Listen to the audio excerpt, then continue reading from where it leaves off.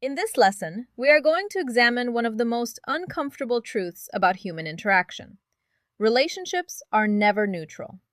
The moment two people interact, something begins to form between them.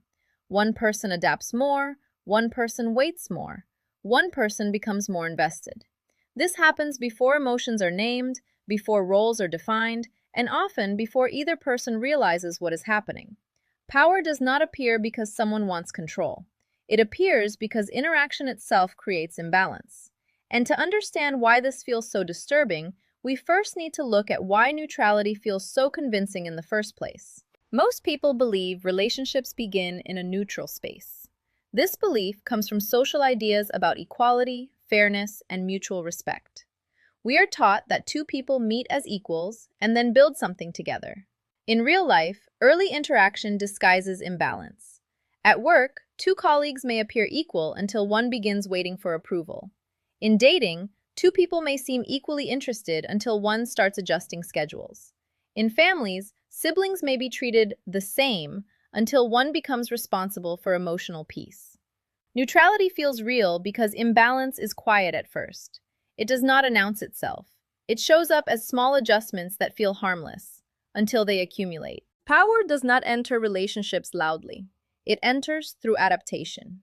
The first shift happens when one person changes behavior to maintain connection. This might look like replying faster, explaining intentions, softening opinions, or avoiding conflict. At work, this is the employee who over-explains to keep harmony. In friendships, it is the one who always follows the group's plans. In dating, it is the person who waits for messages and rereads conversations. None of this feels like power at the moment it happens. It feels like care. But once adaptation begins, direction is set. No relationship stays without roles for long. Someone leads interaction, and someone responds to it. This does not mean dominance or submission in an obvious sense. It means one person sets pace, tone, or emotional temperature, while the other adjusts. In education, the teacher sets rhythm and students follow. In families, one person often becomes the emotional regulator. In couples, one partner defines closeness while the other negotiates access to it.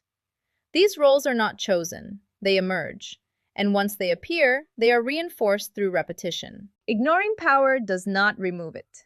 It makes it unconscious. When people deny imbalance, they begin reacting instead of choosing. Confusion grows because expectations are never named. Resentment appears because effort feels unreciprocated. Behavior becomes emotional rather than strategic. At work, this shows up as burnout. In families, as silent anger. In romantic relationships, as chasing, withdrawing, or testing. The relationship does not collapse immediately. It destabilizes slowly. Many people assume that if a relationship lasts, it must be balanced. This is not true. Stability often means that roles have settled, not that power is shared. Long-term friendships, marriages, or work partnerships frequently survive because imbalance has become familiar. Routine replaces awareness. Comfort replaces observation. People stop noticing who gives more, who adjusts more, who waits more. Stability feels safe, but it often freezes roles instead of correcting them. The biggest mistake people make is confusing power dynamics with emotions. They say, "I care more," instead of noticing they adapt more. They say, "I'm just emotional," instead of seeing they are reacting. They say, "That's just how relationships work," instead of questioning direction. Feelings become explanations, and power becomes invisible.